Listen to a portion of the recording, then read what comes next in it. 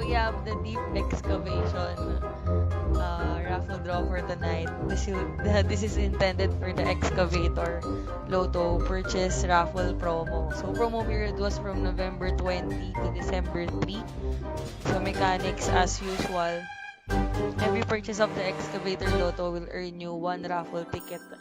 Ayan. So meaning to say, lahat ng bumili from November 20 to December 3 are qualified for tonight's raffle draw.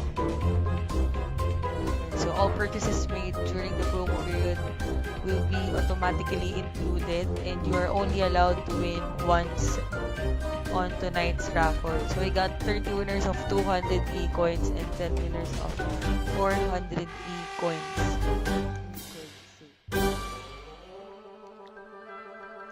So So let's proceed to the consolation prize. Again, this will be 30 winners.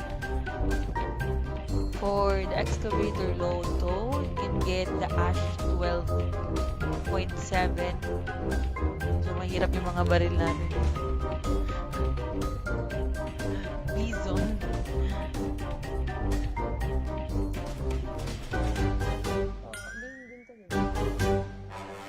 So we got 2 main weapons tsaka isang pistol.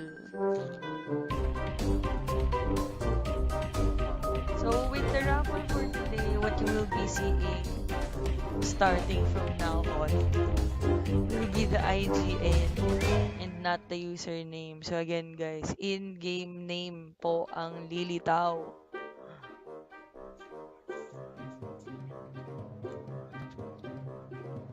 First one, we got Bulayako 123. Next is Chua_killer. Next we have PH_PH. Next winner, Big DLC. Next is AC Maraya. Next winner, 208 coins for HD Jam. Jaham.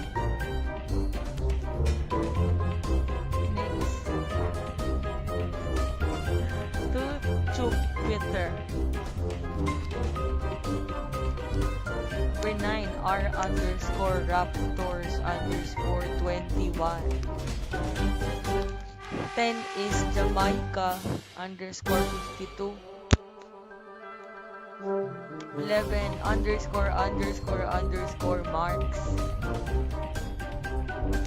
12 is Yaya Dub. Wow. Fanatic. Yaya Dub 22. Next is DV_Harit. Next we got XT Kurt Cobain. Sabi na eh. 16 is Susan My Loves.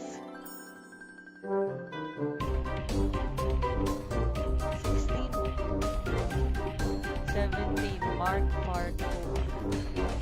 18 is wow. Jumbled. JKDFHDSJFGHU. IGN. Next, XL1. Next we got K Hubs, that's Cubs, and 20 is Miguel. 21 B Xiaoxi. 22 Mac_Mac. 23 is Noble Wise. Hindi ko na Noble Wise. 24 Your Mom. 25 is Penmalu Lodi. Last 5 we got Miss_you. Next is Lara Grace. 27 Fayitsky. 28 is Rising Ralph. And next we got Sneaky SN3AKY Dot. So sa grand na tayo. First winner, 2_hits. 400 coins tayo for the grand draw. 2_hits. Next is Jerry X Gaming.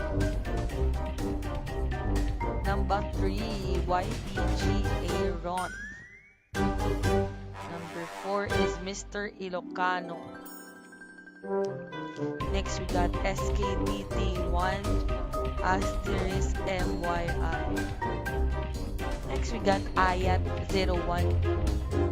So last 2 we got Garts1.